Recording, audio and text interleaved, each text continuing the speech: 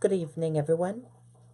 I'm Riley King, and welcome to the Riley King Newscast right here on the Riley King Network. Let's begin. First up, man arrested in Rochester after police chase.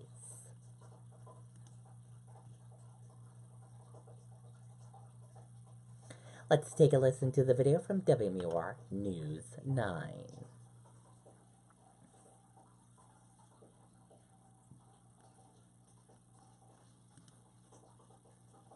Wanted on several warrants is arrested after a police chase. It started yesterday evening near Route 11 in Farmington when a stolen pickup truck refused to stop for police. The chase was called off for safety reasons, but Rochester officers found the vehicle at the Rochester Ice Arena soon after.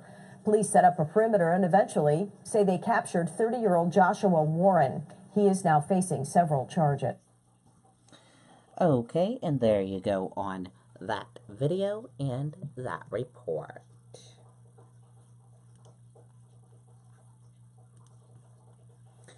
Family of girl killed 25 years ago holds tip campaign.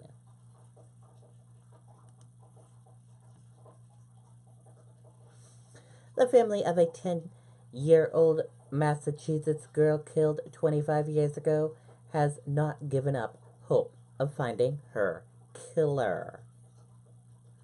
The family of Holly held a tip campaign Sunday, hoping to generate more information about the Grafton girl's disappearance. Holly was visiting her grandparents in Sturbridge in August 1993 when she and her brother walked to a neighbor's house to see a new litter of puppies. Her brother walked home alone, and Holly vanished. Her remains were found by hunters in Brimfield, about 5 miles away, nearly 3 months later. No one has ever been charged. The event at the Sturbridge Hotel and Conference Center was hosted by cold case consultant and volunteers with the Center for the Resolution of Unresolved Crimes.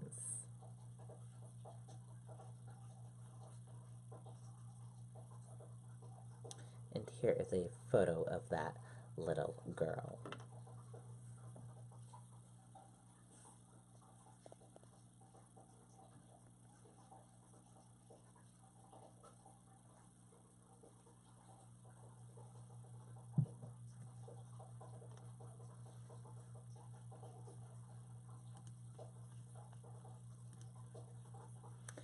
AAA of New England gives free car checks as people prepare for the winter.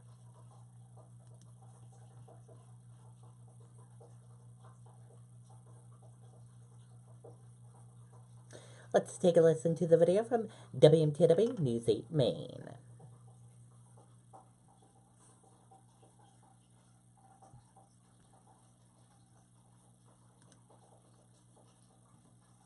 The Landing at Saco Bay, a small home environment ideal for your loved ones with dementia and Alzheimer's. The Landing at Saco Bay provides compassionate care and comfort while still allowing for independence and activity. Call The Landing at Saco Bay today.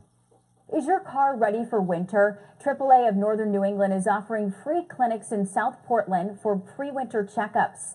AAA says that they are trying to prevent those emergency roadside calls this winter. Auto specialists were on hand today at the AAA building on Marginal Way. They were checking things like tires, fluid levels, and especially batteries in anticipation of another cold and stormy winter. We definitely want to emphasize that people are changing out their tires and that they're checking them monthly. And then the other thing that we're seeing and that we see every year is batteries. We have tons of batteries that come through here that aren't great batteries, that are not going to last the winter time. Last year, AAA responded to over 540,000 service calls, including over 17,000 batteries. So make sure you and your car are prepared for winter. Okay, and there you go on that video and that report.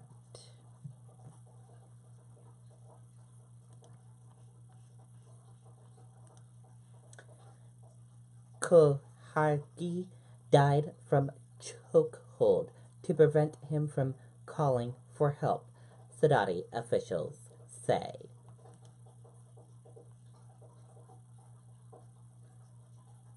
Let's take a listen to the video from ABC News. Every child needs clothing to wear, and we discovered we can really help people with disabilities just by doing a few things differently with our Cat and Jack clothing. The really great part about working on this type of product is meeting the families. I just hugged her. I just had to hug her and tell her how important this is. Thanks to the Cat and Jack adaptive line, Bentley just gets to be a kid for once. Turning now to the mounting pressure for Saudi Arabia to explain the death of a journalist at its consulate in Istanbul. Turkey saying it will not allow a cover-up, and President Trump is now weighing in with new comments. ABC's Ian Panel is in Istanbul with the latest. Good morning, Ian. Yeah, good morning, Eva. Just 2 days after the Saudi government initially suggested a fistfight in the consulate led to journalist Jamal Khashoggi's death, President Trump is now challenging the kingdom's explanation. Overnight, the president telling the Washington Post, quote, "Obviously there's been deception and there's been lies." But according to the Post, Trump says he's not ready to condemn Saudi Crown Prince Mohammed bin Salman, adding, "Nobody has told me he's responsible. Nobody has told me he's not responsible. We haven't reached that point. I would love if he wasn't responsible." Now, looking at those comments from President Trump, this appears to be a change of tone from the president, right? Yeah, that's right, Eva. The president said on Friday he found the statements credible and a good first step. Trump also continues to cite this major arms deal with Saudi Arabia as a reason to keep doing business with them. So, Ian, what does the president plan to do next? Yeah, well, so earlier on Saturday, he told reporters that he planned to speak with the Crown Prince very soon and that he was still not satisfied until we find the answer. And we should make clear that an unnamed Saudi official is leaking alleged details, but repeated requests from ABC for answers have so far been unanswered by the Saudis. Eva? All right, thanks. Ian Panel in Istanbul, Turkey. Thanks for joining us this morning. So many questions still in that story. Absolutely. Okay, and there you go on that video and that report. And we're learning Saudi officials have told ABC News that Jamal Khashoggi was killed when he was placed in a chokehold position to prevent him from leaving the country's consulate in Turkey and calling for help. And that does it for the Riley King Newscast right here on the Riley King Network. I hope you all have a great rest of your Sunday night, and I'll see you back here tomorrow for another newscast. And I'll have a news report coming up in a little bit. Good night, everyone. Bye.